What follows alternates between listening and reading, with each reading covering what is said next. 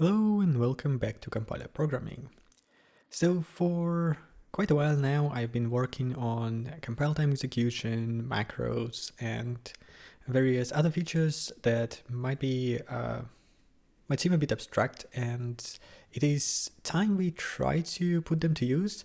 And what I have in mind is to try to implement a negation, that is unary minus, in the userland instead of the compiler. And it's very likely that I will not actually be able to do it today, but I want to walk through the process and see what things are working already, what things are missing, what is well, what is not, and just kind of help make this example be helpful in giving me a roadmap for what features do I want to work next and what changes do I need to do.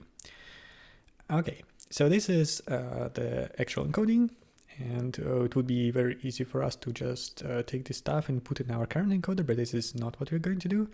I want to do it in the code itself, so in our language, and that means, I guess, let's take a separate file because it might get quite big. Let's call it negate, and or maybe even negate x64, and let's look at that. So the idea would be for this function to negate a value that is given to it. So it would be negate, it would be a macro, and it would accept a single argument, right? It's x, which is, and this is the first thing that is already going to be interesting. So actual negation here, the sort of the assembly code or machine code for it, it depends on the size of the instruction. You can ignore this. So basically it's going to be these four, right? We have 8-bit, 16-bit, 32, and 64. And they are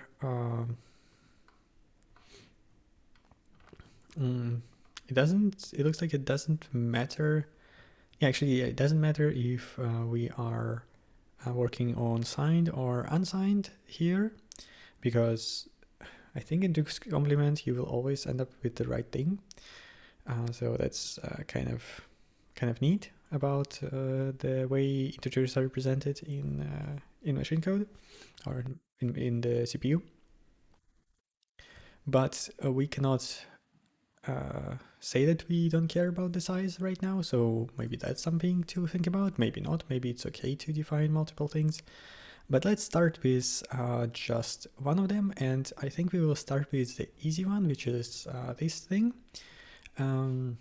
where we just want to negate a 32-bit number, and we'll say that we accept only signed ones, because if we accept unsigned, we already have an issue with overflows, right? Because if we accept unsigned 32-bit, then we will get back, we might get an overflow and get bigger numbers than we expected to. We could do tricks like, for example, if we accept a signed an unsigned 16-bit, you will get back a signed 32-bit or something like this. So some stuff like this might be interesting, but for now let's focus on just this one. So we accept, and that's 32, and it will get back as 32, right? And then we need to figure out what to put here. Well, let's go to our source spec. Here we can have hello world, right? Should parse and write, should be able to run. Well, let's put it in here. Should be able to support implementation of negate in userland. We will load fixtures negate x64. We'll parse it. We don't need to have a second file. I think that we will. We'll see how we deal with the checker. For now, I just want to know that this thing parses. So let's verify that. We should actually get an error, I think. No, we don't, because we don't get this thing. So let's actually get this negate, negate.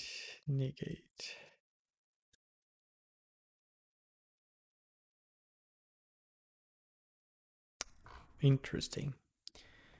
Yeah, so that's already something to consider. I need to add it to my list that for some reason, if the body here is empty, then we don't. Yeah, I guess for macros, we don't try to evaluate the body, so we don't type check the body of the macro for the type, which is kind of interesting. It might be actually that in macros we don't have to specify the type, and it's also okay. So yeah, it's not a strict problem right now, but it's something to definitely to think about. So the next thing would be to think about how we're gonna actually implement it. So we need inline machine code bytes or something. Yeah, we need to have this call, and we need to. This already also presents another problem that needs to be solved. So let's. If I will just for now just list them in this file. So to do type check macro function body. Then the next thing we have is we need to be able to figure out what is the like right now it is that the return values are not named, so that means that I cannot refer to them inside of these kind of things here. Like I cannot check whether the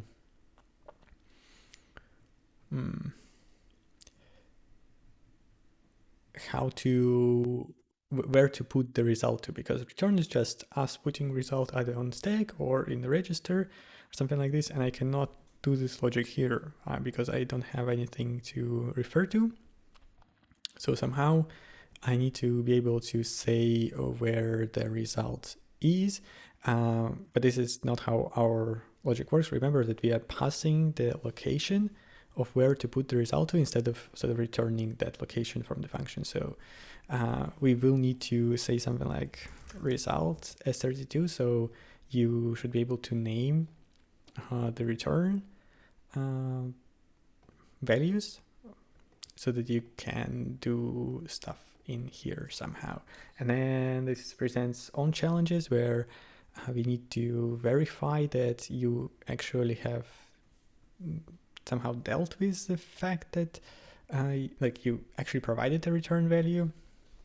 So this is an interesting thing to consider. So how do we want to call it? Named return values slash referencing function returns. Okay. Then if we go back to our this thing. So we need to have this setup, right? F7 /3 RM32. So just to remind you how this works, you have F7, that is the actual first byte of the instruction. And after it, we have mod reg rm. So you have this /3, which is reg part of that setup, and rm is used to encode a register or memory. So either one could be what we want to do. Okay. That means that we would probably need some kind of helper setup, maybe. Maybe something like x64 instruction. And this essentially would do the same thing as we are doing inside of here. So yeah, so it would accept similar things to this stuff, maybe except it will just get like return bytes of the instruction instead of putting it directly into the buffer. And it should also ideally not require the reference to a program, which I'm not exactly sure why it's necessary. It's necessary for the patch array, but yeah, that's actually not gonna be required. I think, yeah. So that's not something we need for what we're doing right now, at least. That seems pretty reasonable that we would have a similar thing, but I think it will accept sort of individual parts of instruction rather than what it accepts right now. So let's look at the instruction and what it does. Actually, at instruction assembly. So it's a mnemonic and then it's a bunch of operands. Actually, it's always 3 operands. It's just that they can be none. Okay, so that means I guess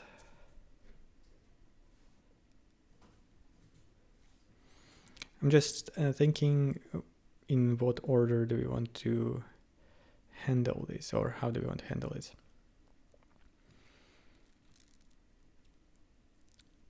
I could, maybe it would be better to provide individual instructions that deal with different types of operands. And in this particular case, it would be x64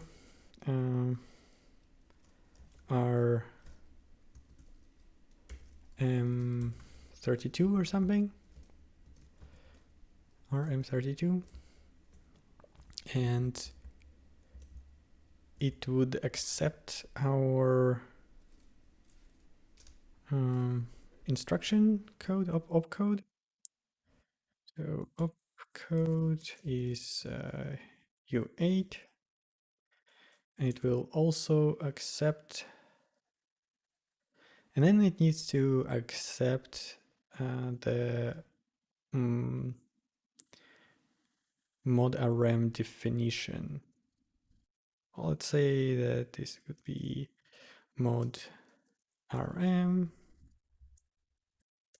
and the type of this is going to be mod rm. So that's something that we need to define. Does it need to accept anything else? Well, not really. And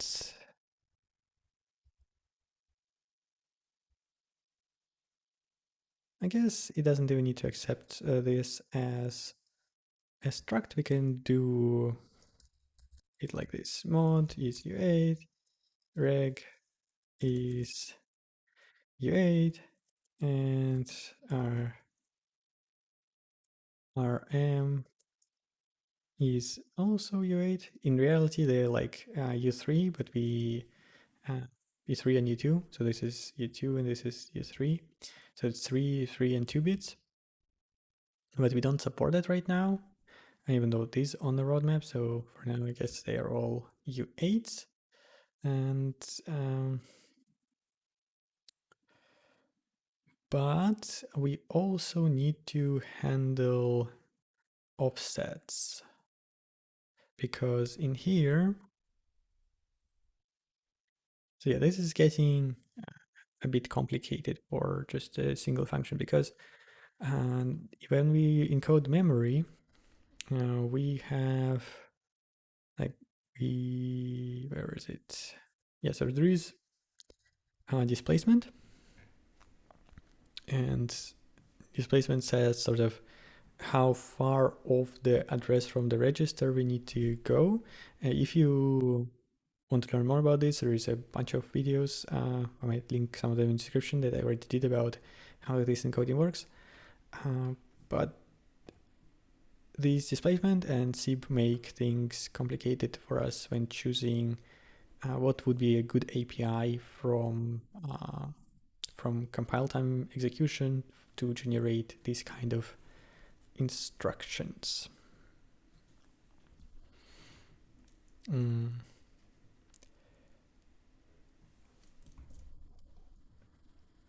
I mean, we could like be very, very explicit and say that this is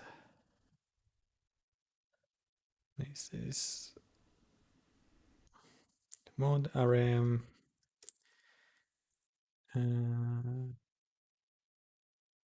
r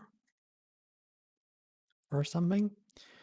So specifically, we are targeting a register and saying that there will be no displacement, there will be no SIB encoding or anything like that. And then we could have signature that looks something along those lines, maybe. I'm still not exactly certain. That's a great way to handle it. But getting back here, and then this would go into here, and we would say that this is opcode. Actually, I like with underscore better, I think. Okay. And this does not return anything. So this just literally is a wrapper around machine code instruction. Opcode, and then we will need to do stuff here that I can even probably mostly copy from this setup. Yeah. So something like this needs to happen, where we would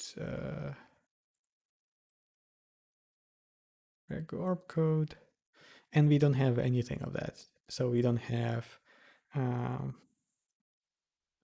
or here, we don't have and, we don't have shifts. So all of that needs to be done. So binary or binary or and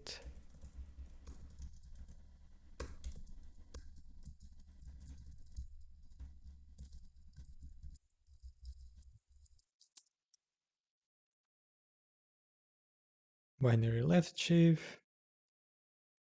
So all of that is missing, and we need to deal with that. Okay, then well, let's say that we do have all of that. That would be like this, and that's another problem that we have.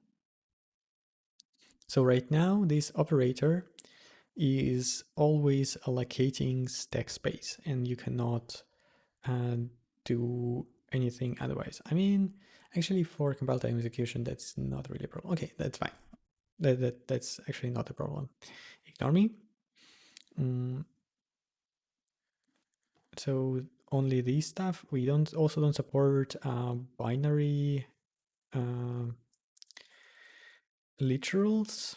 So binary integer literals. That's something to fix here. Okay. So let's say we did all of that.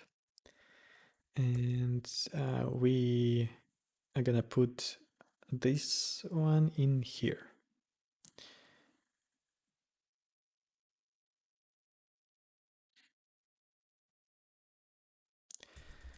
Okay. We actually could. So another thing that we're missing is enums, because mode technically should be an enum 64 mode, and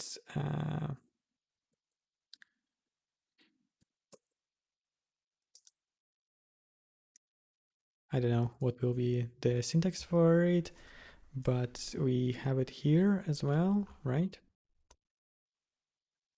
Yeah.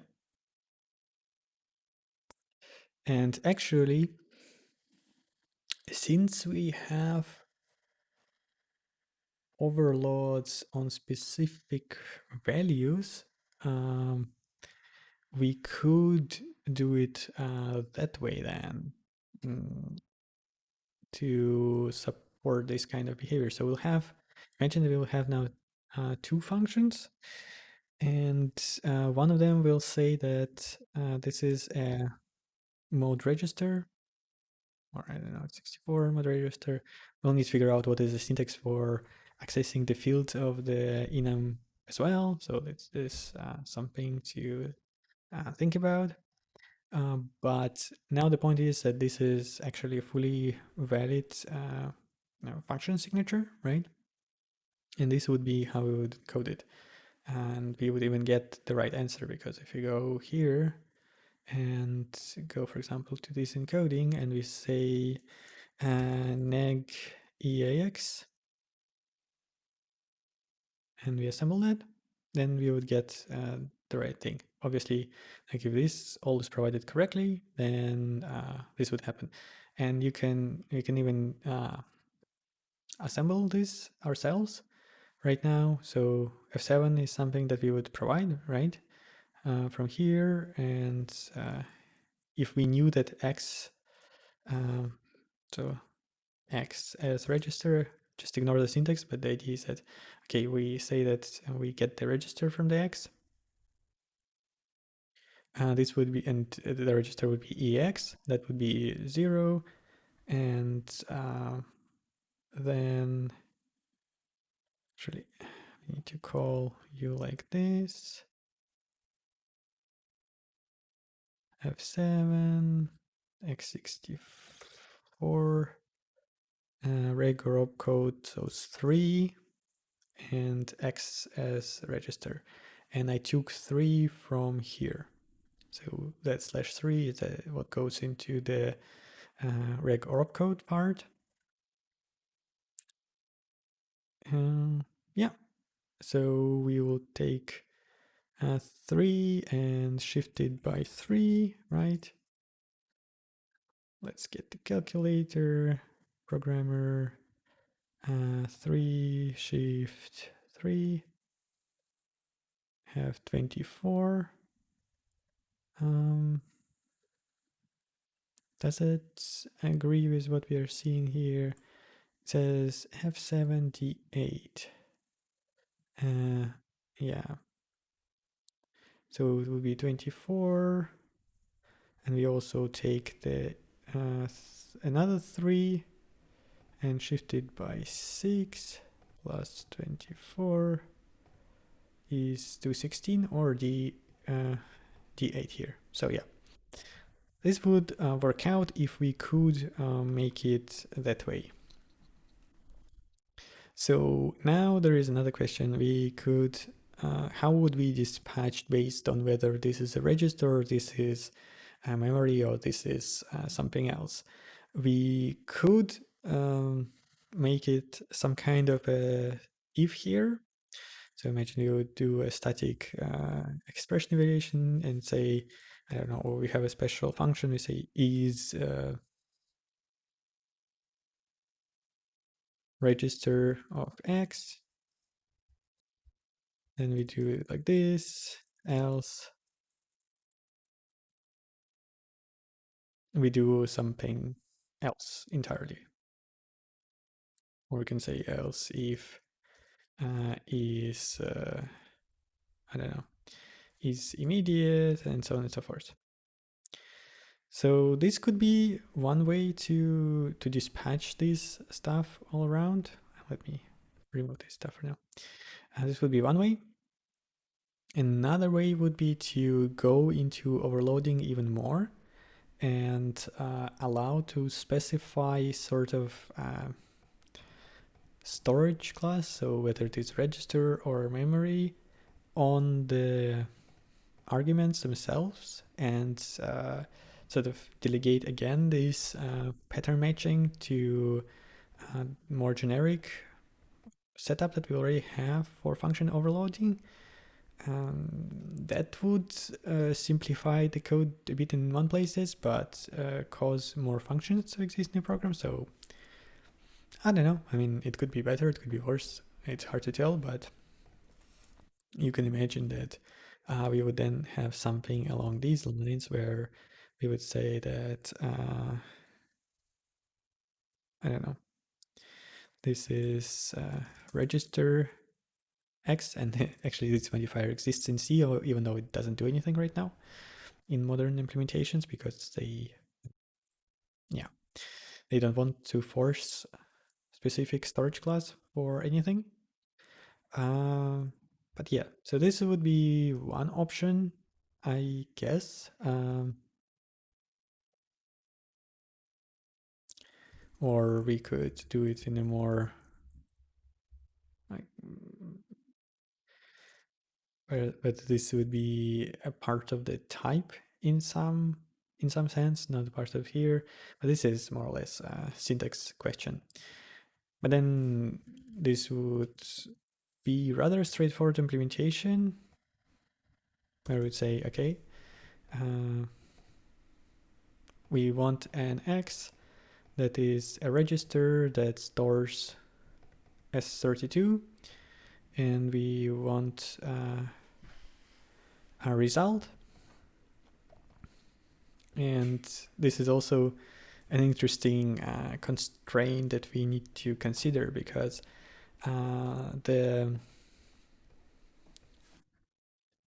this assembly instruction, it modifies the target.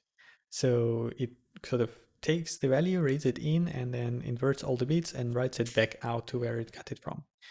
That means that if we want to store the value in something else other than where we got it from, this would look very different.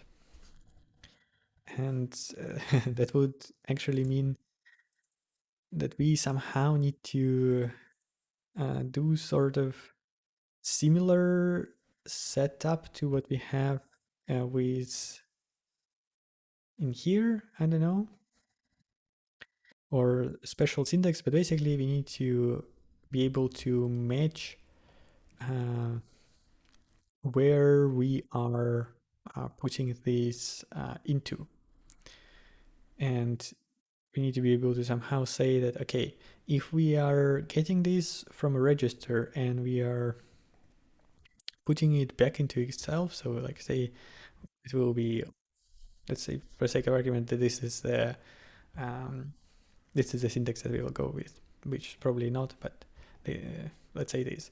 Then now this is a fully correct and formed function, right? So this overload will only be selected when we try to negate a register and assign it back to itself. So we negate the value.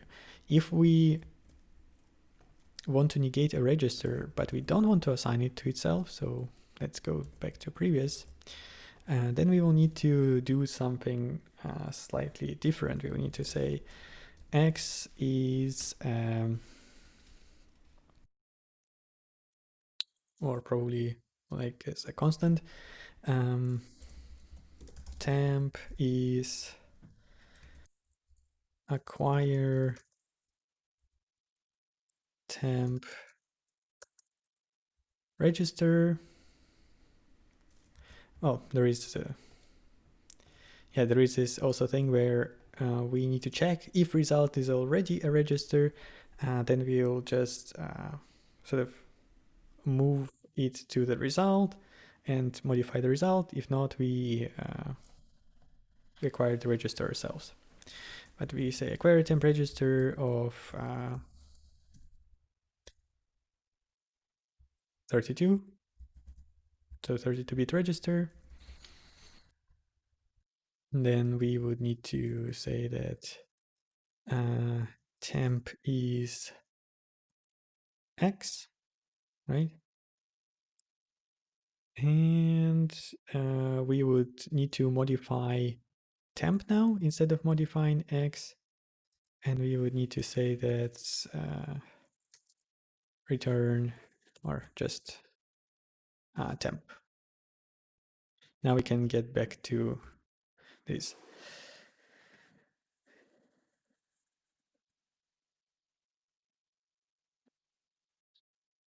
Yep.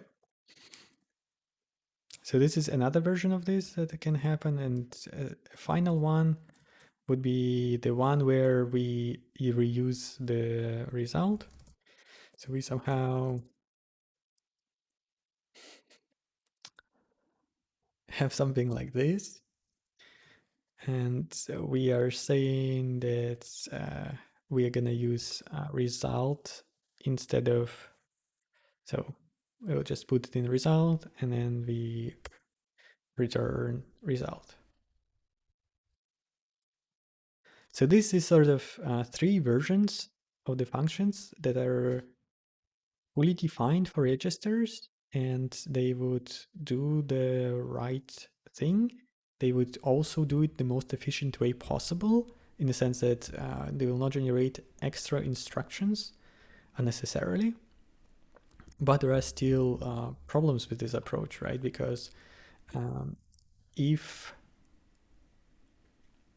well, the first thing is I will need to repeat this logic everywhere. So this is just a single instruction, and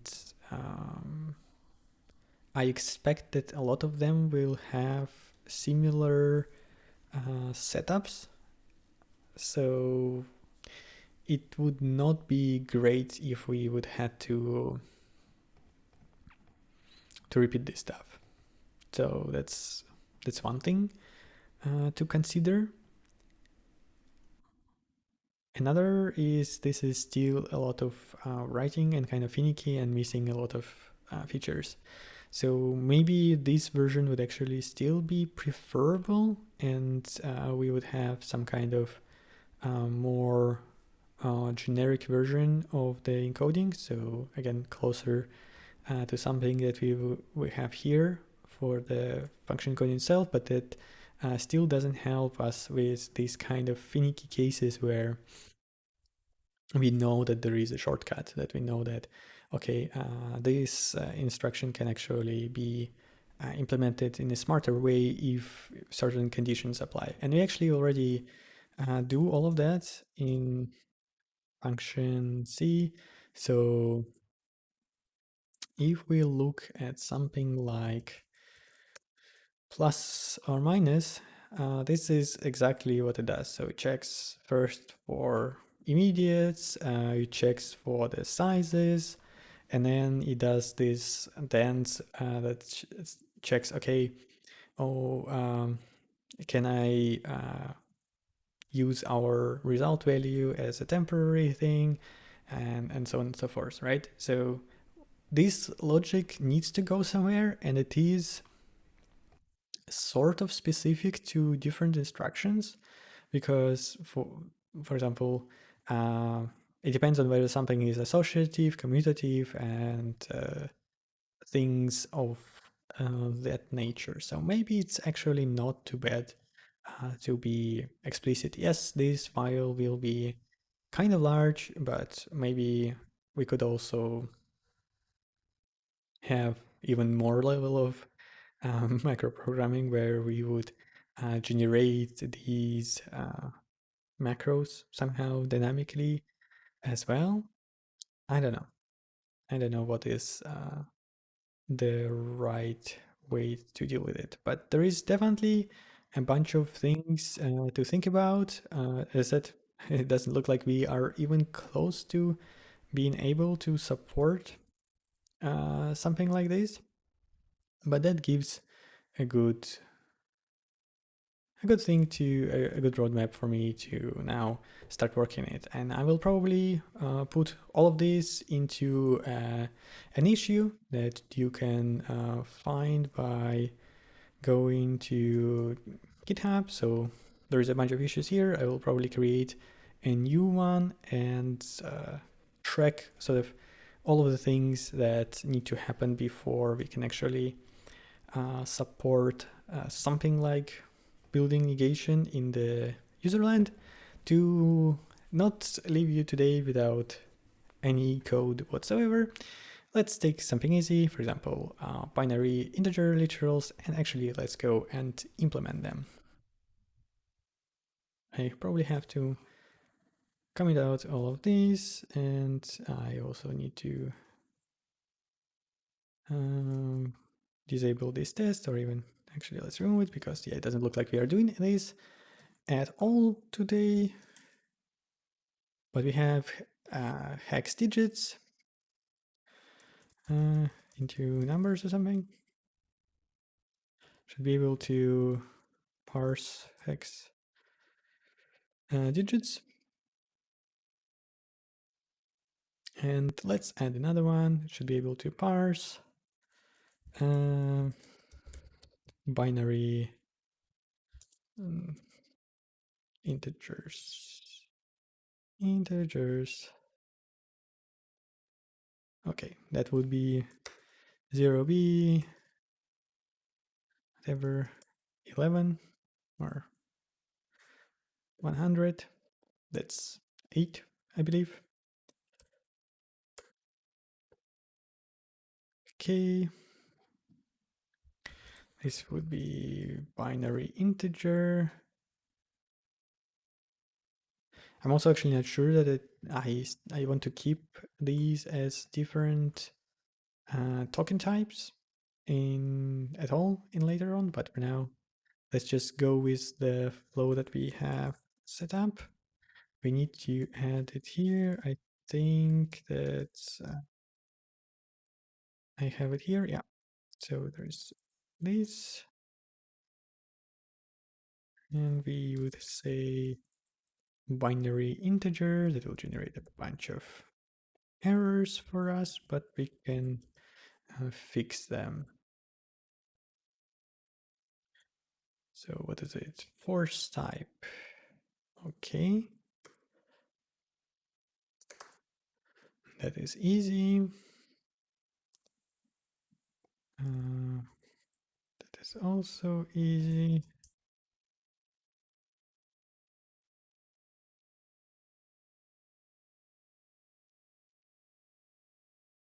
String operator. Okay. You're also not doing anything with integers.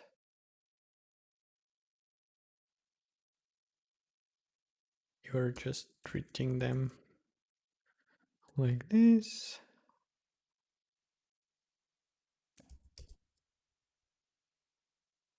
The same here probably. Yep.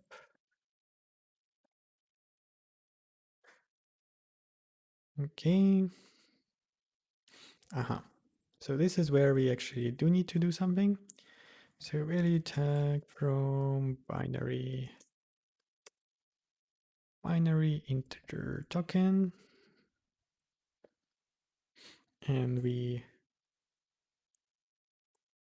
have it.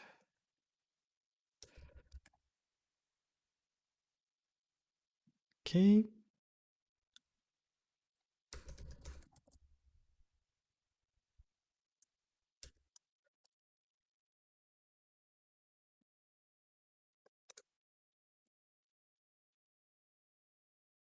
Yep, we don't have slice parse binary, but that's fine. And I guess the same thing here.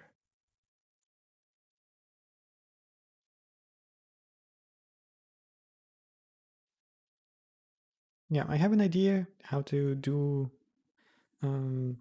literals, hopefully in a better way, but that would be a separate thing altogether to try to handle.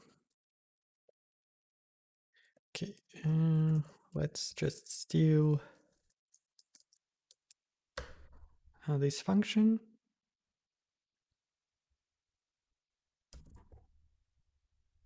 And for now, put it in here. I'll probably put it into prelude, but we would say the following. If byte, so as 8 digits is 0, if byte is 0,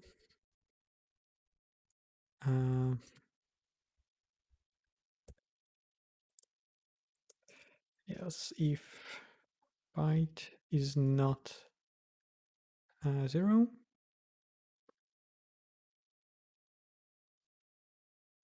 return 0. So this is parsing failed basically. Actually, we should say star OK false and return 0.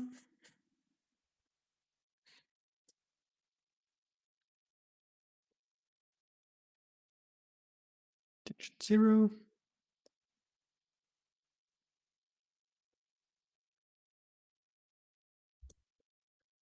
I mean, I can even do it that way. That way I don't need to cast anything. And this takes care of evaluation, hopefully. But we still need to deal with tokenizer, right?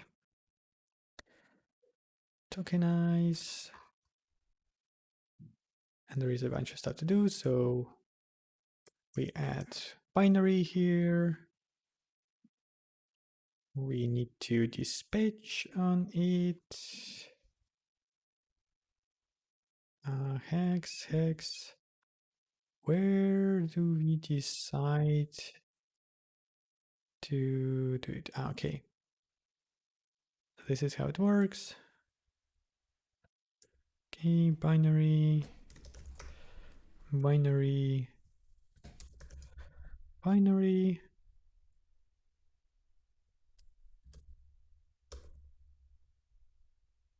state, binary, if ch not equal to 0 and ch not equal to 1, then we reject.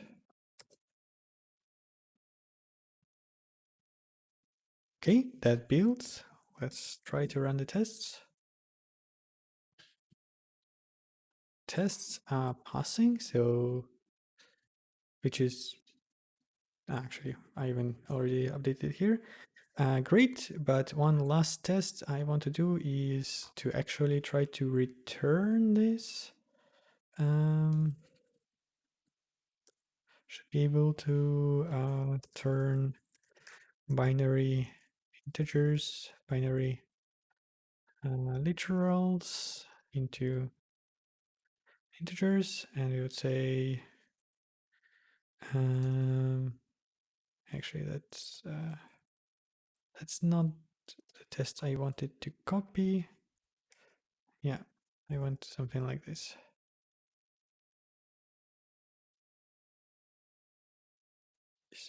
$64. So what is 42 in binary? This is what we want.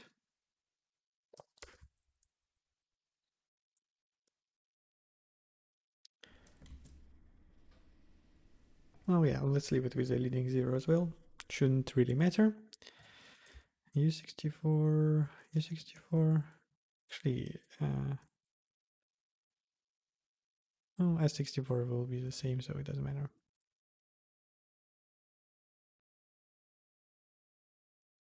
Okay, that builds. Does it work though? It doesn't.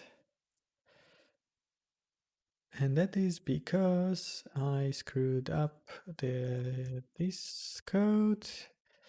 Binary, yeah, because multiplier here is wrong, right? If we, this should be possible to do with shifts instead of multiplication. Yeah, there is definitely a more efficient algorithm to handle this stuff. At least I would guess so.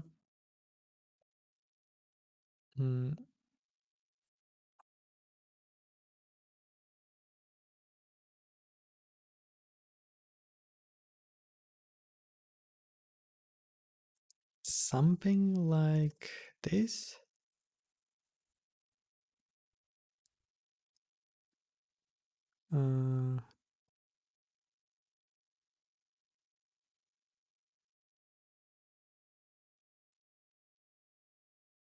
No, so the inverse of this, we need to say slice length minus 1 minus index. Maybe I should rewrite this though, but it should go something like that. So if we are on the rightmost digit, that should be shift by 0. Otherwise, it's shift by whatever this is. We will shift by 1, 1, 1, 1, 1, and so on and so forth. Is this correct though? It is not. Well, let's open up debugger and look at what we get.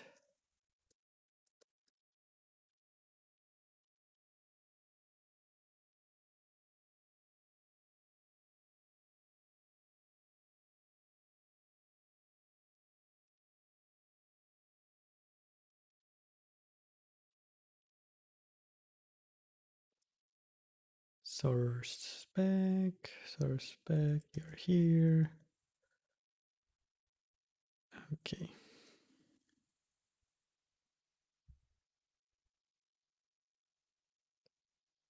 Actually, that's the wrong place to break. Let's break in binary. Yeah, let's break in here. So this is the first one. Actually, this is the only one, right? Okay, we start with 0. What's our integer? 7. Is that correct? Yes, that's fine. Slice length should be 8. Yeah, so that's good. We have byte, that is 0. So integer stays 0. That's fine. Okay. I already see the bug. At least a bug. This should be 1.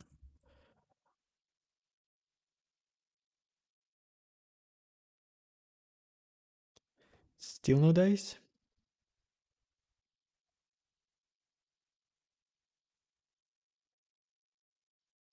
Let's see again, I guess. So the first one is 0. The second one is 1. So integer should be 2. Yeah, okay. So we are here now.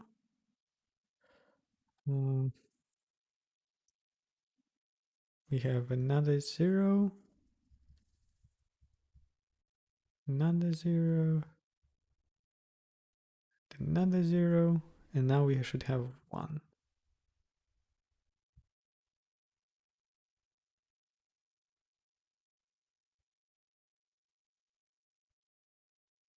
66.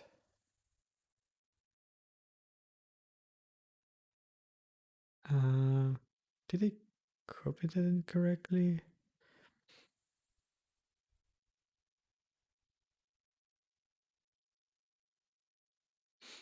So we are somehow off by one, but only in one place.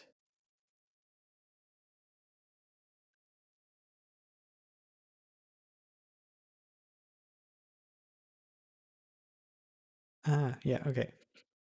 I got what the problem is. The problem is I was doing hex 42, not binary 42, because this is this number. So that's what the problem is. Let's try that again.